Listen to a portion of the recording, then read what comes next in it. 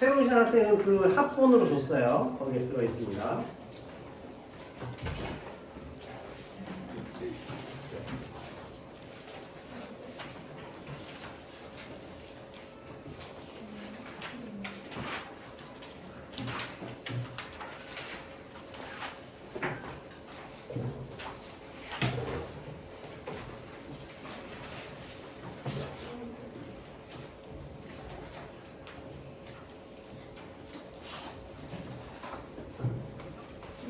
네, 잘 보이시죠? 자, 지도 팁부터 보겠습니다. 페이지 맨 위에. 학습자의 상황에 따라 선물을 받은 경험에 한정하지 않고 일상생활에서 우리 요 1-2단원의 핵심은 뭐냐면 배려하는 거예요. 우리가 배려하면서 대화를 하는 이유는 뭘까요? 자, 지난주에 드렸던 이 교재입니다. 자, 배려를 하는 이유가 뭐죠? 상대를 배려해주는 이유. 존중을 해주는 이유가 존중 이꼴 배려죠. 존중을 하는 이유가 뭐죠? 존중 안 하면 뭐가 나빠지죠? 네? 기분이 나빠지죠. 그치? 존중을 우리가 서로 해줘. 저 사람 기분을 고려해주는 거예요. 아, 학부님 날리는 모습 너무 예쁘다. 당 심쿵했어. 진짜 너무 좋은 것 같아요. 벚꽃놀이 안 가도 돼. 여기가 벚꽃놀이에요. 그죠? 네. 벚꽃이 예쁜데 벚꽃보다 더 예쁜 10대 여학생들. 자, 그래서 자, 이 배려. 자, 배려는 뭐냐면 그죠? 지수 꽃과 같아요. 그죠? 네. 야, 그래서 이 배려 바로 감정과 기분을 존중하는 것이죠. 이게 배려입니다. 그치? 기분 나빠지면 안 됩니다. 남자친구, 여자친구 사귈 때 왜 서로 싸우느냐? 존중과 배려가 부족했기 때문에. 그치? 어느 정도 존중을 해줘야 되는지는 잘 모르겠는데 하여튼 어마어마한 기준의 존중을 요구하긴 하시더라고요. 선생님의 경험상으로. 그렇게까지 존중을 해줘야 돼. 좀 일상적으로 좀 편하게 해줘야 되는데 굉장한 존중을 요구합니다. 힘들어요. 자, 이 배려. 그래서 긍정적 경험을 떠올리며 존중하고 배려하고 소통하는 것이. 이 배려는 바로 소통의 기술이다. 우리가 대화할 때, 토론할 때 서로 막 미친 듯이 싸우면 감정이 나타져. 근데 그 말씀도 참 맞습니다. 근데 제가 생각할 때는 이런 부분도 굉장히 필요하다고 생각합니다. 이런 식으로 하면 절대 그 사람들 둘이가 서로 원수가 되지 않아요. 그건 말이 안 돼요. 이런 식으로 나가버리면 감정이 상합니다. 그죠? 자, 이 단어는 바로 이와 같은 대화의 원리를 이야기하게 된다.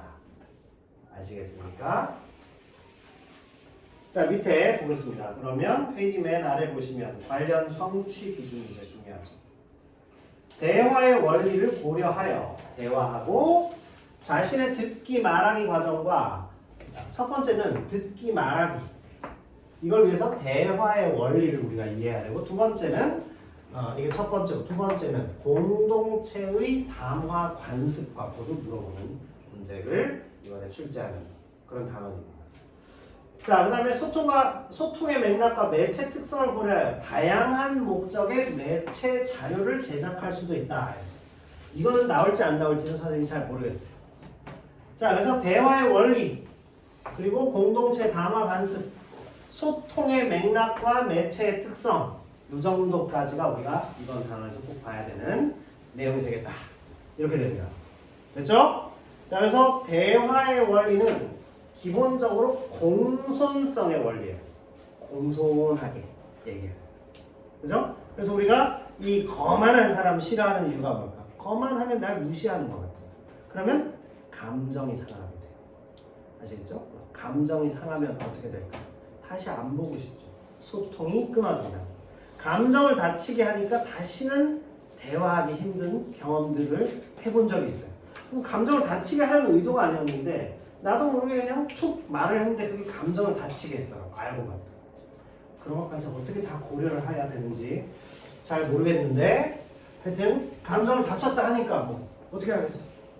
또 배려를 해줘야죠. 자, 그래서 대화의 원리를 바탕으로 하는 내용이 나옵니다. 자, 매체의 유형과 특성 한번 가보겠습니다. 다음 페이지. 자, 이 페이지입니다. 매체의 특성을 보면 인쇄 매체의 특징은 뭐냐면 상세하게 정보를 전달하는 책 읽으라는 얘기가 바로 이거예요.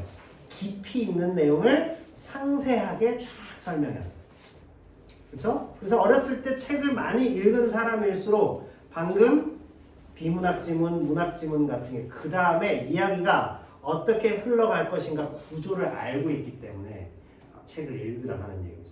그죠? 이미 늦었어요. 지금 책을 읽을 시간이 없어. 국영수 하기로 바쁩니다.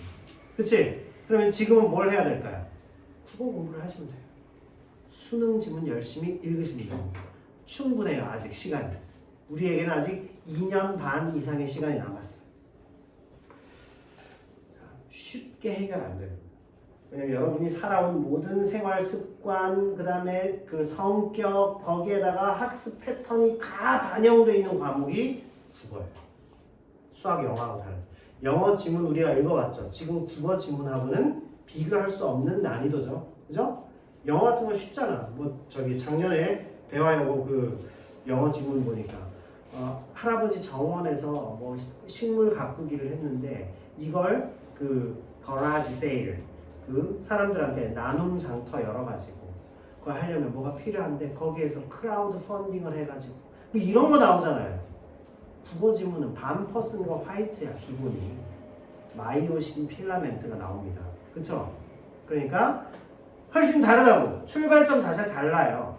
그래서 국어 읽을 때 어떤 경우는 우리말을 읽었는데 이게 뭔 소리지? 이런 경험 많이 하셨을 거예요. 왜냐? 수준이 높기 때문에. 그렇죠? 그래서 선생님이 영어 학원을 좀 우습게 생각합니다. 영어? 그런 질문하는 훨씬 극한 직업이야.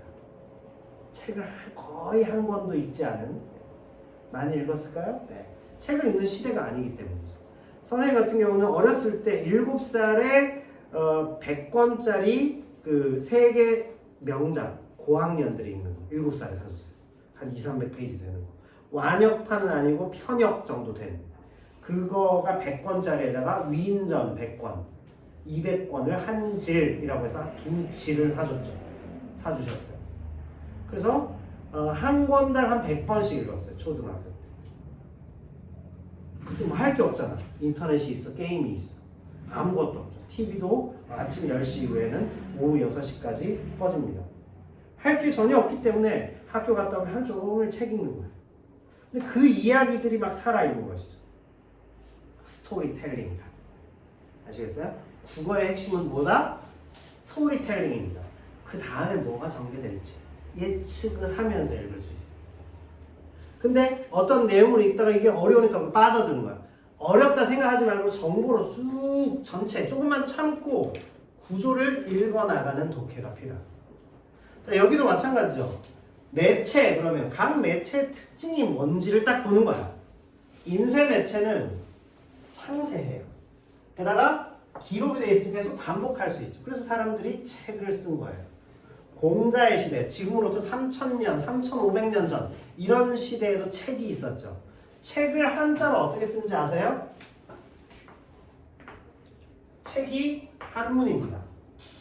아세요? 우리말이 아니에요. 이렇게 써. 이게 책자예요. 과거에는 대나무 조각을 쪼개가지고 그거를 가죽끈으로 묶은 거예요. 자, 이게 책입니다. 그래서 그 대나무 조각 위에다가 나무 조각 위에다가 글을 쭉 쓴 거, 둘둘 말아가지고 쭉 펴가지고 책을 읽는 거죠. 자, 그런 거예요. 오래됐죠. 기록 문화. 이제 기록 문화의 시대는 끝났습니다. 책 안 읽어도 돼요. 어떤 요약본, 축약본 이런 걸 읽고 내 지식으로 많이 쌓은 다음에 AI를 얼마나 잘 활용하느냐. 이런 시대. 정보를 활용하는. 정보화 시대에 제일 맞는 한국형 읽기 시험이 바로 수능 국어예요. 아시겠죠? 그 정보를 빨리 분석할 수 있는 그런 능력 필요해요. AI하고 어떻게 경쟁할까요? AI하고는 경쟁 자체가 불가능하죠. 따라서 우리는 뭘 해야 된다? AI를 활용해야 돼요. 잘 활용해요. 그럼 질문이 잘 돼요. 그래서 질문을 하려면 뭐가 필요하죠? 내가 갖고 있는 스토리텔러의 능력이 필요하다. 국어 학습엔 그게 있어요. 나중에 대학교 가서 전공해보세요. 아, 국어 시간, 그 수능 국어를 했던 학교 내신 국어 대비를 했던 이 모든 과정이 대학교 공부에 굉장히 필요했구나를 깨닫게 됩니다. 선생님도 깨달았어요. 아, 국영수가 굉장히 필요한 과목이었구나. 배웠을 때 되게 짜증이 났었는데. 그런 내용이죠. 자, 시공간에 제약이 많지 않고 대신 속도가 느리죠. 지금 시대가 왜 독서하고 좀 안 맞느냐? 속도가 느리니까. 그걸 내가 머릿속에 다 깨우쳐야 진도가 나가니까. 아시겠죠? 수련회는 어디로 갔다 왔어요? 응? 괴산? 충북 괴산? 왜? 거기 뭐 있어요? 수련회 장이 있어요? 네. 수련장이 있어? 네. 재밌었어요? 네. 자, 내가 고등학교 때 수학여행 갔을 때는 저길 갔는데 경주에서 남해 뭐 이렇게 해가지고 진도에 막 이순신 장군 모신 거 그거 뭐지? 자, 뭐 그런데 갔는데 되게 재미없었어요. 나중에 그 대학교 가서 이렇게 여행 가고 그렇게 재밌지. 단체 활동 가면 막 하기 싫은데 또 막 다 장기자랑 해야 돼. 그렇죠? 그리고 장기자랑을 왜 시키는지. 자, 영상 매체 보겠습니다. 영상 매체. 영상 매체는 문맹자도 이해할 수 있어요. 글을 못 읽는 친구들도 이해할 수 있습니다. 우리 뽀로로 한 번씩은 다 보셨죠, 그죠? 뽀로로 그 우리 글자 못 읽었을 때 한글 못 뗐을 때도 뽀로로를 듣고 따라 불렀어요. 그래서 이게 영상 매체의 특징이죠. 뽀로로 엄청 좋아해요. 뽀로로 틀어놓으면 1시간이고 2시간이고 볼 수 있어요. 왜냐하면 되게 아이들의 상태를 잘 표현했거든요. 선생님 정신 연령이 어리잖아요. 내가 딱 뽀로로와 그 친구들의 수준이에요. 그래서 그 다음에 뭐가 일어나면 되게 재밌어. 포비가 뽀로로 뭐 이러나. 포비야 뭐 이러면서 되게 재밌어요. 자, 그거 보면 노는 게 제일 좋아. 친구들 모여라. 그죠? 뽀로뽀로뽀로뽀로로. 예, 자 그런 거는 우리가 글자를 읽지 못해도 문맹자도 이해할 수 있습니다. 자, 따라서 현장감도 있고 오락의 기능도 있죠. 그래서 지금 AI 시대에도 우리는 TV 앞에 앉아서 유튜브를 틀어놓고 계속 본다. 자, 속도가 빨라요. 인터넷 매체입니다. 인터넷 매체의 핵심은 뭐냐면 쌍방향.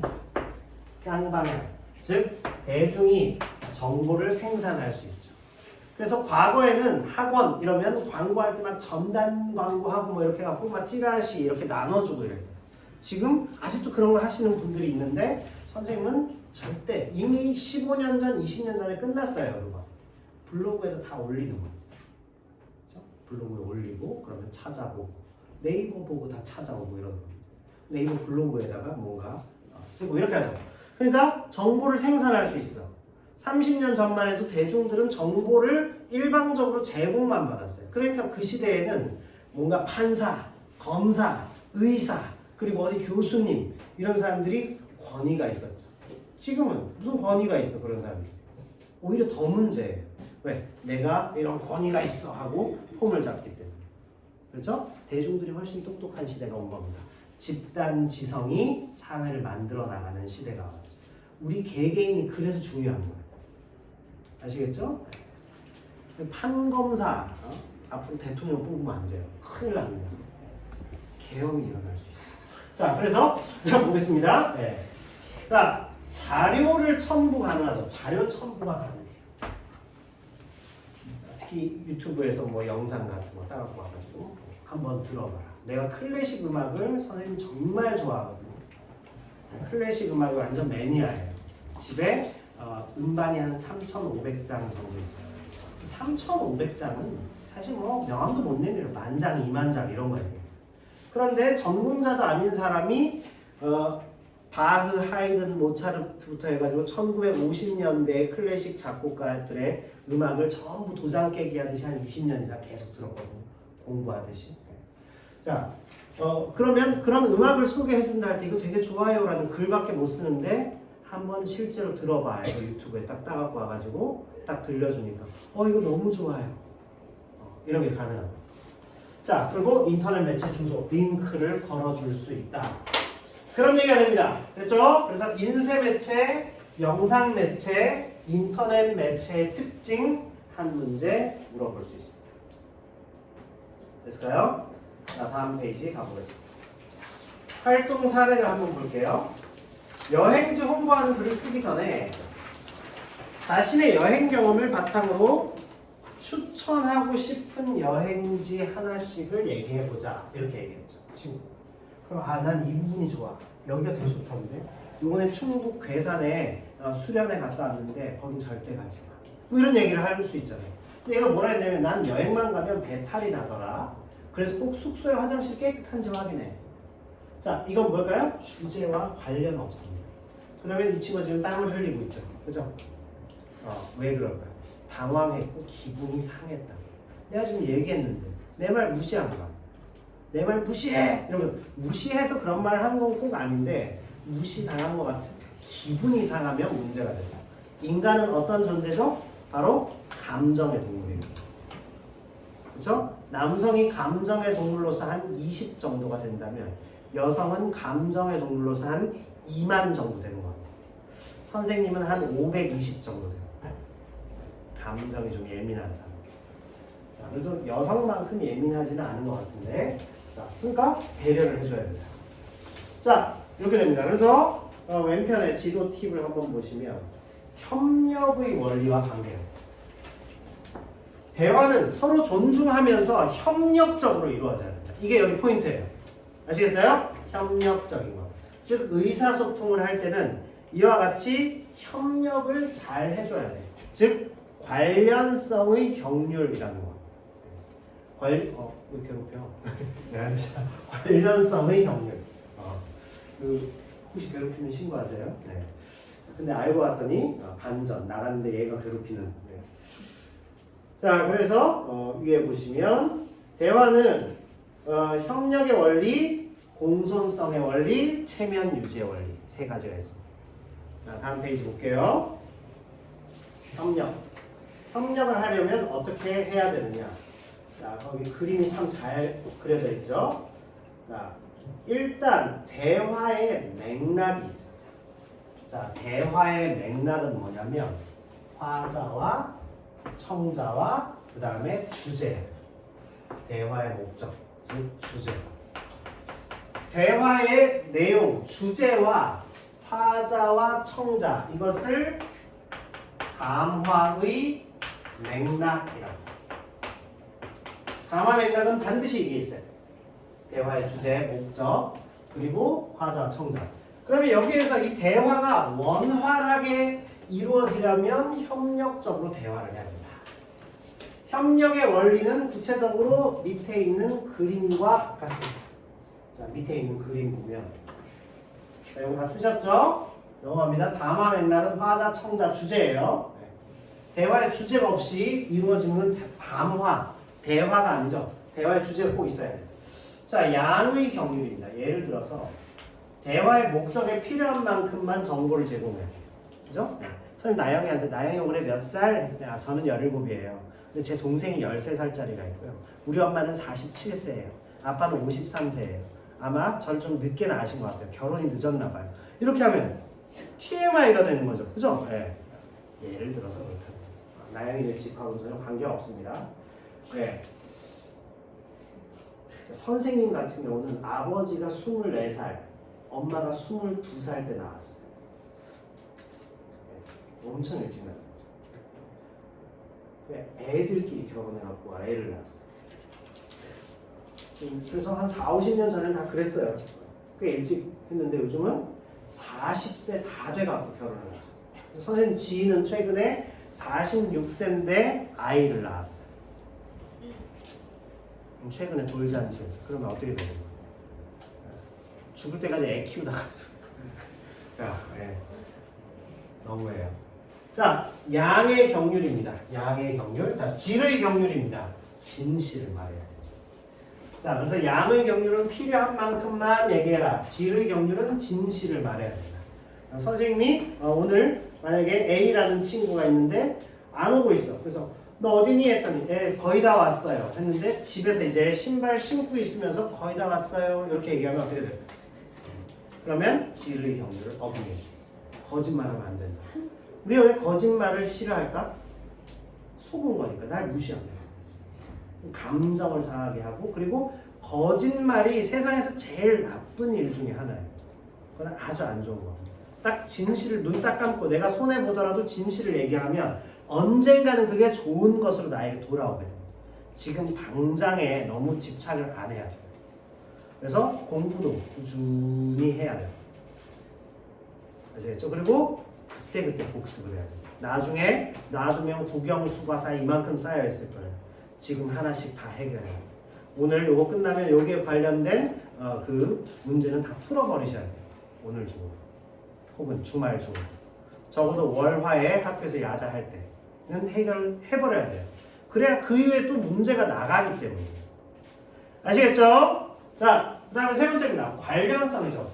목적, 주제, 화제와 관련된 거. 아까 그래서 여행 가면 화장실이 깨끗해야 돼. 이건 전혀 관계가 없는 말이에요. 자, 그 다음에 태도입니다.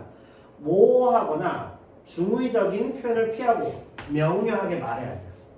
이거 못하면 나중에 사회생활 할 때 윗사람한테 엄청 깨집니다. 아, 그것은 제가 잊고 하지 못했습니다. 하면 혼나더라도 그걸 그날 중에 혹은 그 다음 날까지 딱 완료하면 오히려 위에서는 그래도 명쾌한 친구분. 근데 잊고 못했습니다를 자주 하다 보면 30대 중반에 회사에서 잘리게 되죠. 그렇죠? 지금 시대는 안 기다려줘요. 어렵습니다. 일자리가 없어요. 큰일 났어. 서울 사는데 좋은 데 나왔다고 해가지고 바로 취직 자리가 우리한테 제공이 되는 게 아니에요. 일자리 없어요. 여기 조교나 보조 강사 중학생들 하기 때문에 뽑으면 연구대, 이대, 막 석사 이런 과정에 있는 사람들 30-40명씩 지원합니다.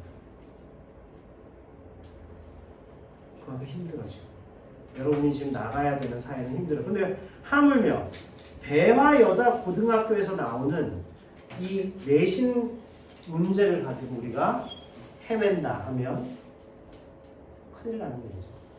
보통 일이 아니죠. 아시겠어요? 여기 있는 건 기본적으로 해결해야지. 아시겠습니까? 우리는 또 여대도 있잖아. 그죠? 남자애들은 남대가 없어요. 남대 만들면 남자들 가겠어요? 그러니까 남고도 지금 안 갈 판에. 네. 왜 여대는 왜 만들었는지 잘 모르겠어요. 자, 그래서 명료하게 말해. 근데 가급적 권하지는 않습니다. 배화여고 4학년 났대요. 가신 우리 선배님들의 말씀을 들어봅니다. 자, 그래서 아까 앞에 화장실 얘기한 친구의 단점은 뭐죠? 자, 예시다만 첫 번째입니다. 관련성의 경륜을 어겼다. 자, 밑에 혼자 계속 말하는 친구 한번 보겠습니다. 중학생 때 갔던 단양 보수동물을 추천하고 싶어. 정말 아름다웠거든으로 끝났어야 돼. 근데 참 초등학교 때 갔던 담양의 대나무숲도 휴식할 최상이다. 그러고 보니까 유치원 때 갔던 양양의 바닷가도 좋네. 또 이래가지고 혼자 10분 이상이. 자, 이렇게 얘기하면 무슨 문제가 있을까요? 양의 경륜을 어긴 거죠. 그렇죠? 적절한 양으로 말하자. 자, 이런 식으로 찾아내는 겁니다. 이건 뭐 그냥 이 정도로만 문제 나오면 다 100점이죠. 이렇게 안 되니까 문제가 되죠. 그 다음 페이지 가보겠습니다. 그 다음 이제 문제가 바로 공손성의 원리입니다. 공손성의 원리. 상대와 대화할 때 공손성의 원리는 이익하고 부담이에요. 선생님이 갑자기 쓱 가가지고 야, 나 이거 잠깐 빌려줘. 쓱 가져가요. 그러면 상대한테 부담을 준 거예요. 나 핸드폰 저기 놔두고 왔는데 지금 뭐 하나만 검색해도 될까? 이렇게 물어보면 어때요? 상대의 이익을 높여준 거예요. 왜? 선택권을 부여했어. 부담을 낮춰줬죠. 안 돼. 나는 내 핸드폰 누가 만지는 건 질색이야. 이렇게 얘기할 수 있죠. 그럼 그 사람 알았어. 미안해. 이렇게 하죠. 이익을 높여주고 부담을 낮춰주는 거예요. 내 이익은 낮추고 내 부담을 높여주는 거죠. 지윤이가 저 뒤에 있다가 이렇게 얘기해요. 선생님 이렇게 손을 들었어요. 말씀하세요 했더니 안 들려요 이러면 그래? 그럼 귓구멍을 크게 열어봐! 뭐 이렇게 얘기할 수 있죠. 물론 선생님의 목소리는 안 들릴 수가 없죠. 귀를 크게 열고 들어봐! 착한 사람한테는 잘 들릴 거야! 이렇게 상대가 뱀에 꼬인단 말이에요. 감정. 그래서 선생님 손을 들어서. 네, 말씀하세요. 제가 어려서부터 가는 귀가 먹어서 청력 검사를 하면 10 중에 한 1, 2점밖에 안 나오고 제가 항상 귀가 너무 약한데 조금만 크게 말씀해 주실 수 없으실까요? 조금만 크게 강의해 주신다면 가문의 영광으로 알겠습니다. 이런 식으로 얘기하면 부담스럽게 얘기하긴 했지만 어때요? 내 부담을 높이는 거예요. 내 탓이요. 이렇게 얘기합니다. 자, 그래서 이익의 상대 이익을 청자 중심으로 가는 것을 뭐라고 하냐면 요령의 경륜. 요령껏 말을 해서 내가 원하는 걸 얻어내는 거. 부탁을.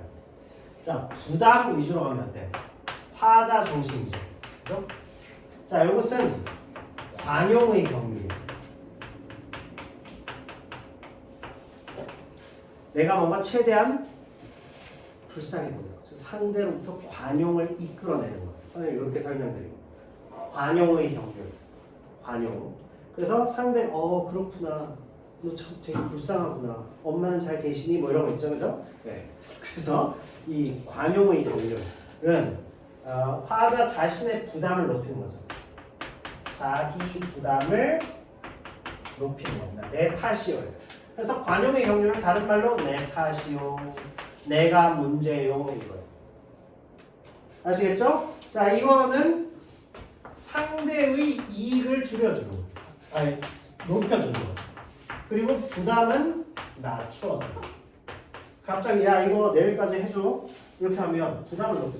혹시 지금 이거 다른 거 하실 여유 있을까요? 할 여유 있나요? 이렇게 한 다음에 요거 내일까지 좀 필요한데 어느 정도 가능하겠어요? 물어본다. 이 정도 가능하면 나머지 건 내가 좀 할게. 왜냐면 내가 지금 3개를 업무를 하나 받아가지고 지금 이것까지 다 하긴 조금 부담스러운데 괜찮을까요? 이런 식으로 하면 상대 이익을 상당히 높여주는 거죠. 아시겠죠? 제일 어려운 거여서 자세히 말씀드렸습니다. 자, 이것이 이익과 부담이에요. 자, 그 다음에 칭찬과 비방. 이것을 찬동의 경륜. 찬동이라고 합니다. 그림을 쓱 그려서 야, 나 그림 괜찮지 않냐? 야, 이게 그림이야? 내가 발로 그려도 너보다 낫겠다. 이렇게 하면 상대를 비방하는 거죠. 그죠? 그래서 욕을 하는 게 왜 비방 중에 제일 나쁜 게 될까? 동물한테 써야 할 거를 사람한테 썼기 때문에 무시가 되고. 그죠? 우리는 분명히 사람이 나은 존재인데 개한테 비교한다. 그리고 대가리. 이렇게 대가리는 동물한테 쓸 수 있어요. 대가리. 사물한테 쓸 수 있어요. 내 머리 보고 대가리 이러면 기분이 나쁘고. 그렇죠? 비방. 그 다음에 의견이 같음과 다름입니다. 자, 이것이 바로 동의의 경우입니다. 자, 그래서 요령의 경륜, 관용의 경륜, 찬동의 경륜, 동의의 경륜이 있습니다. 그 다음에 겸손. 이것을 겸양의 경륜이라고. 와, 너 이번에 정말 발표 준비 너무 잘했더라. 너 진짜 정말 굉장히 돋보였어. 당연하죠. 제가 뭐 못하는 거 보셨어요? 제가 원래 한 실력 해요 이러면 그 다음부터 칭찬해주기 싫어요. 그죠? 부족합니다. 친구들이 다 열심히 해준 덕분이죠. 앞으로 더 열심히 하겠습니다. 그죠? 그런데 이것도 겸손도 너무 심하면 안 되죠. 잘해서 정말 칭찬인데 시윤아 너 참 이번에 발표 잘했더구나. 네, 선생님 말도 하지 마세요. 저는 이번 생은 폭망이에요. 전 진짜 이 세상에서 발표를 제일 못하는 인간인 것 같아요. 아니, 너무 잘했는데. 그죠? 이렇게 얘기하면 상대가 부담을 느끼죠. 적절하게 해줘. 물론 우리 시윤이는 너무 잘하는 친구지만 네, 이렇게 됩니다. 자, 그래서 요령, 동의, 요령, 관용, 찬동, 동의, 겸양의 경률, 격률이라는 것은 지켜야 된다는 거죠. 그게 바로 공손성이라고 해요. 상대를 존중하는 말하기가 다 들어가요. 나를 조금 부담을 많이 주는 거, 상대 부담을 낮춰주는 거. 다 존중하는 거. 자, 밑에 그림 한번 가보시겠습니다. 자, 지호야, 모든 활동에서 네가 자료를 잘 찾아준 덕분에 발표를 잘 마무리할 수 있었어. 그렇게 말해줘서 고마워. 그렇지만 자료를 준비한 나보다 친구들 앞에서 고생한 발표한 네가 더 고생이 많았지. 이랬습니다. 그죠? 자, 맨 밑에 보면 뭐라고 돼 있어요? 예시 답안에 자, 친구가 지호를 칭찬했죠. 무슨 경률? 찬동의 경률. 자, 공손하게 표현했죠? 겸양의 경률. 찬동과 겸양이에요. 지호를 먼저 칭찬하죠. 찬동. 야, 네 덕분이야. 그죠? 그 다음에 지호는 아유, 너희들 덕분이지. 혹은 네가 더 고생했지. 겸양의 경우. 그렇죠? 찬동, 겸양. 됐을까요? 자, 그게 그 다음 페이지 다 있어요. 자, 다음 페이지 보시면 공손성의 원리입니다. 이런 말은 줄여요. 상대에게 부담 주는 말을 줄이는 겁니다. 이런 말은 늘려요. 상대에게 이익을 주는 말은 늘려요. 그래서 요령껏 지금 시간 좀 괜찮으세요? 해가지고 내가 뭘 물어보는데 저기요 이거 갑자기 얘기하면 잠깐만요 제가 이거 하고요 하면서 상대한테 이미 기분은 나빠요. 속으로. 그죠? 그래서 부담을 주지 않고 이익을 주기 위해서는 상대를 고려해야 돼요. 자, 자기 이익을 줄여야 돼요. 나한테 되게 이익된 얘기를 더 하면 안 돼요. 그리고 자기 부담을 높여야 되죠. 자, 이게 화자 중심. 내 부담을 높여주는 거예요.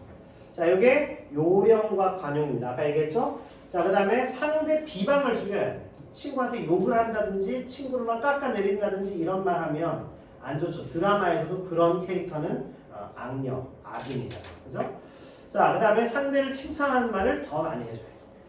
근데 칭찬도 구체적이어야지. 이제 칭찬을 너무 막 과도하게 하면 부담을 주는 거예요.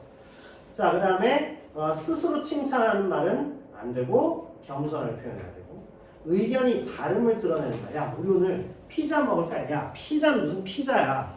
치킨 먹어. 이렇게 얘기하면 기분이 나쁘죠. 그죠? 네. 위트 있게 얘기를 해야지. 혹은 그러니까 피자도 괜찮은 것 같은데 우리 저번에 피자 먹었잖아. 이번에 치킨 먹을까? 그죠? 심쿵하는 말인데 치킨 먹고 갈래? 설현이 이렇게 나와가지고 치킨 먹고 갈래 했을 때 선생님 심쿵했었어요. 그러나 설현의 시대는 끝났습니다. 선생님이 이제 장원영의 시대에 살고 있어요. 네, 장원영 장난 아니에요. 하늘에서 내려온 선녀. 자, 그렇습니다. 자, 밑에 보세요. 부모님도 외출하셨으니 오늘 저녁은 편하게 시켜 먹자. 메뉴는 떡볶이로 확정! 이랬습니다. 이거는 상대한테 부담을 주는 거죠. 자, 이거는 어떻게 보면 혹시 저녁에 떡볶이 먹지 않을래? 의문형이죠. 자, 이 의문형은 결국 상대의 선택권을 부여해요. 그래서 상대 이익을 높여주는 거. 그죠? 떡볶이로 확정. 일방적이죠. 그죠? 일방적인 건 어때요? 상대 부담을 높여주는 거죠. 상대방의 부담을 높여주는 것은 공손성의 원리에 어긋나는 것이다. 이렇게 이해하셨어요? 자, 그래서 동생이 뭐라고 했어요? 떡볶이는 정말 질려. 그저께도 좀 먹었잖아. 그냥 밥이나 먹어. 둘 다 저렇게 우리 일상생활에서 많이 저렇게 대화하시죠? 자, 그래서 떡볶이는 언제나 먹어도 맛있지. 뭘까요? 동의 먼저. 그 다음에 차이는 나중에. 자, 이것이 바로 동의의 경륜입니다.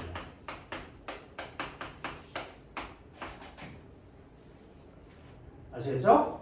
자, 그래서 상대방의 이익을 높여주고 상대 부담을 줄여주는 것이 무슨 경륜이라고 했죠?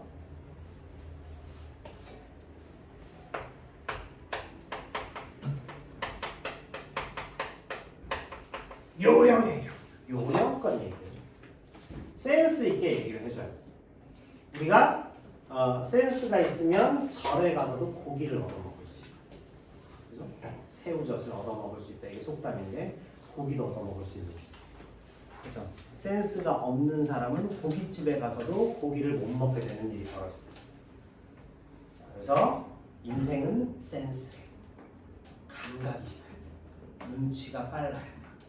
내가 눈치가 좀 부족하다 노력을 통해서 센스를 키울 수 있어. 자, 이해하셨습니까? 자, 그 정도에서 내용을 봤습니다. 자, 잠깐 쉬었다가 또 다음 거 하고 우리 마지막 시간에 오늘